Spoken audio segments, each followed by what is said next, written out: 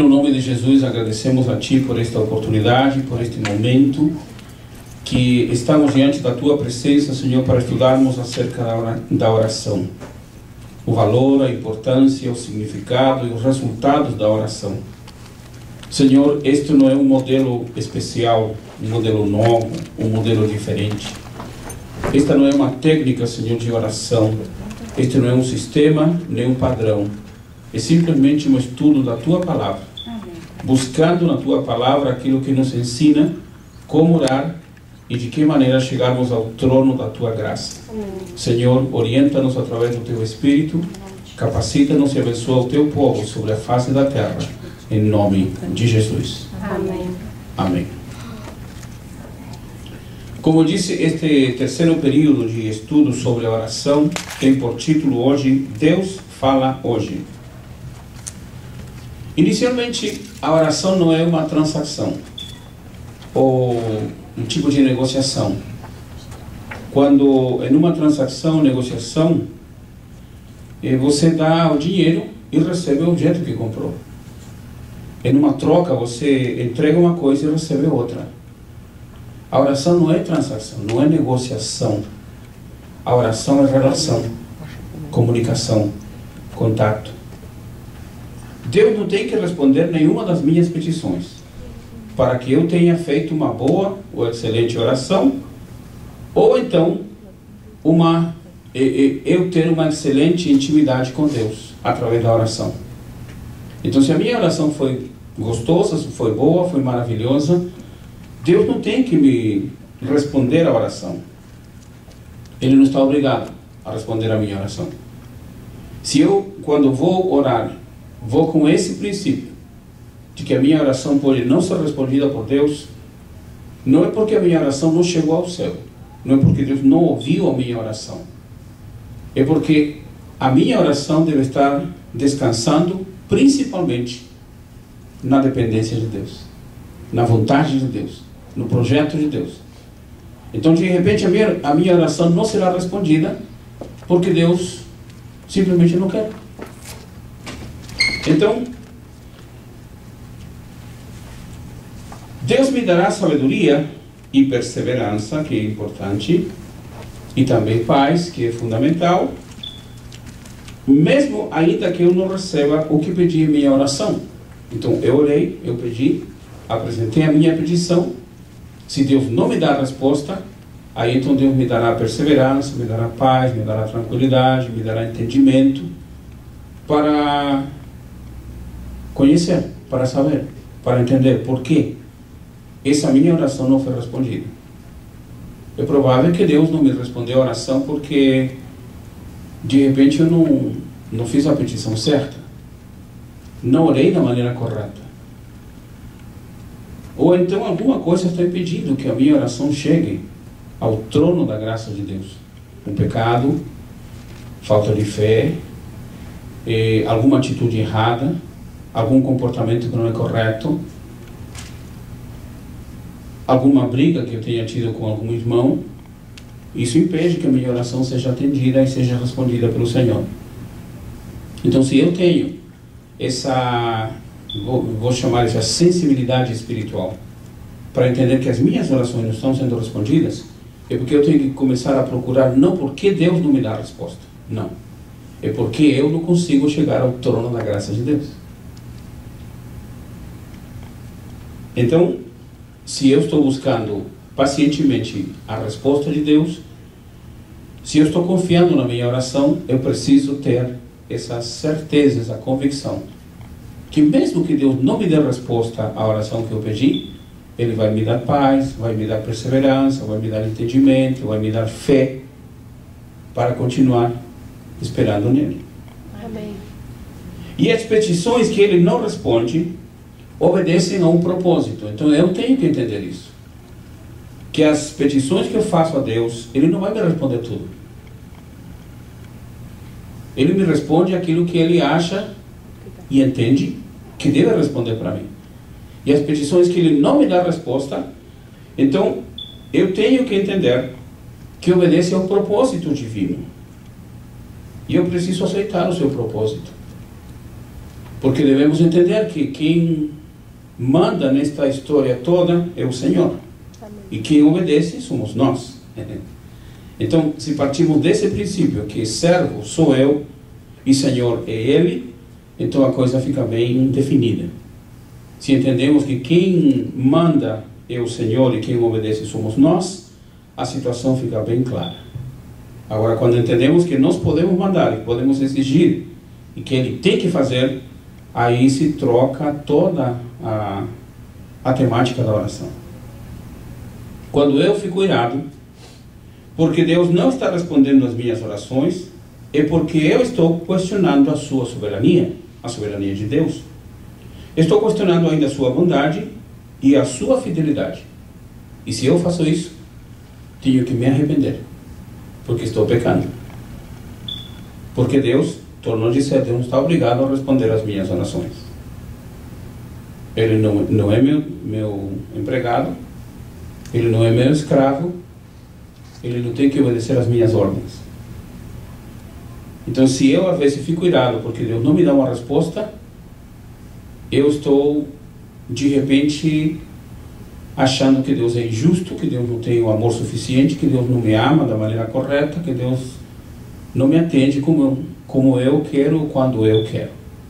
Então isso é um pecado. Se você não sabia, eis mais um pecado. Então, eu tenho que permanecer em paz, ainda quando eu não vejo os resultados que desejo ver. Que bom seria que a gente falasse para Deus: Deus, faça isso ali. Deus, na mesma hora, faz. Senhor, me dê isso. O Senhor me dá na mesma hora. Senhor, eu quero alcançar isso. Na mesma hora já está na minha mão. Que importante seria isso. Que maravilhoso. Nos sentiríamos grandes, poderosos, porque Deus está respondendo às minhas orações. Mas não é assim. Eu tenho que aprender a ficar em paz quando Deus não me dá resposta às minhas orações. Amém? Amém. Mesmo que as nossas razões sejam bonitas. Senhor, mas eu preciso, eu desejo isso. Senhor, eu tenho esse projeto, está isso no meu coração, eu quero fazer isso para a tua obra. Senhor, eu estou pensando isso, Senhor, eu estou determinando isso. Nada do que eu pense, do que eu pretenda, do que eu projete, do que eu analise, vai mudar o propósito de Deus. Não é assim. Porque Deus não é homem para mentir, nem é homem para se arrepender. Eu não vou, através da minha oração, não vou mudar o propósito de Deus, o projeto de Deus. Não. Se é uma oração pessoal, se é uma oração que envolve a minha família, se é uma oração que envolve o meu trabalho, se é uma oração que envolve a minha pessoa, não adianta. Se não está dentro do propósito de Deus, se não está dentro da vontade de Deus, se não está dentro do projeto de Deus, muitas orações não só vão ser engavetadas. E ficam engavetadas. Agora, se eu sou o ministro, e se eu estou orando a Deus para que Deus intervenha em alguma coisa relacionada ao seu povo, ao seu rebanho, aí a situação muda. Porque temos na Bíblia um homem de Deus que diz: sol se fique parado ali. Entendemos pela física hoje e a astrofísica que não é o sol que se para, nem a terra. Mas no pensamento do homem, diríamos primitivo, ele entendia que o sol rodava. Então ele dizia: o sol fica parado ali, lua também. E aconteceu. Por quê? Porque era ele que estava orando? Não, ele estava orando em favor do povo de Deus. E em favor do povo de Deus, Deus intervém. Amém. Aí sim. Aí sim, Deus intervém porque é o povo de Deus. Alguém dirá: pastor, mas eu não sou o povo de Deus? É claro, mas somos povozinho. Como eu diria um bom nordestino, um bichinho. Como diz Isaías 41. O bichinho de Jacó. Povozinho. Pequenininho, insignificante. Somos importantes para Deus. E Deus vai fazer coisas maravilhosas e perfeitas quando nós estamos orando e a oração está em favor do povo, em favor da sua igreja, em favor do seu rebanho, o rebanho do Senhor. Amém. Mas quando é em favor meu, quando é por meu trabalho, por minha saúde, por meu projeto, por minha família, por minha casa, por minha pessoa, isso está exclusivamente sob a determinação soberana de Deus. Se é o propósito de Deus que eu seja abençoado, abençoado estou. Não sou, estou. Se Deus não determina que a bênção seja decretada para mim nesta semana, ou neste mês, ou neste ano, não adianta. O presidente pode dizer que eu vou ser abençoado, o presidente pode dizer, olha, você vai receber ainda hoje, ou ainda esta semana, ou ainda este mês, e se Deus disse não, o presidente não vai ultrapassar o propósito de Deus. Porque Deus é Deus. Amém. É preciso saber ouvir e entender a voz de Deus. Sentir ou não sentir a Deus durante a oração não significa que Ele está ou não está no lugar. Esse é um grande, não diria defeito, mas é uma grande muleta. Sabe o que é muleta? É uma grande muleta de todo o pentecostal. Começou a orar, ele tem que sentir a presença de Deus. Se não sente a presença de Deus, não houve culto maravilhoso, não houve oração boa, não houve resposta de Deus, não houve resultado, porque ele tem que ouvir, tem que sentir. Em nenhuma parte está determinado que ele tem que sentir. E ainda temos coisas interessantes que todo bom pentecostal gostaria de ver, de participar e sentir.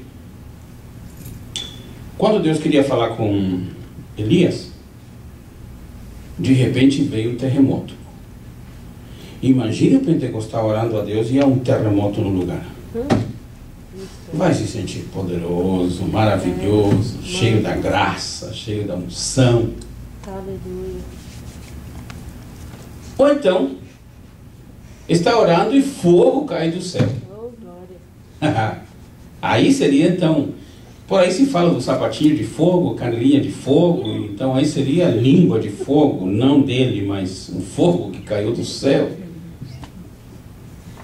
No entanto, nesse terremoto, nessa chuva de fogo, Deus não estava. De repente veio uma brisa suave. Um ventinho bem suave. No original seria um sopro, um assobio, alguém poderia dizer. Um sopro bem suave, uma brisa. E aí estava a presença do Senhor. Então, a oração forte, que alguém poderia chamar, a oração poderosa, que outra pessoa poderia chamar, a oração da bênção, que alguém poderia dizer, não é quando a pessoa sente alguma coisa. Não, muito pelo contrário. Nem quando a pessoa sente emocionalmente Deus está presente. Devemos lembrar que não devemos fazer fogo aqui na terra para mandar para o céu. O fogo tem que vir de cima. Amém. E não fazemos fogo aqui para mandar para cima. Então, é preciso saber ouvir e entender a voz de Deus. Sentir ou não sentir Deus durante a oração não significa que Ele está ou não está no lugar onde eu estou orando. Por quê? Não todos sabemos que Deus é onipresente. E Deus sempre esteve e Deus sempre está onde eu estou. Ou não? Amém. Acaso não diz a palavra do Senhor, não encho eu os céus e a terra, diz o Senhor?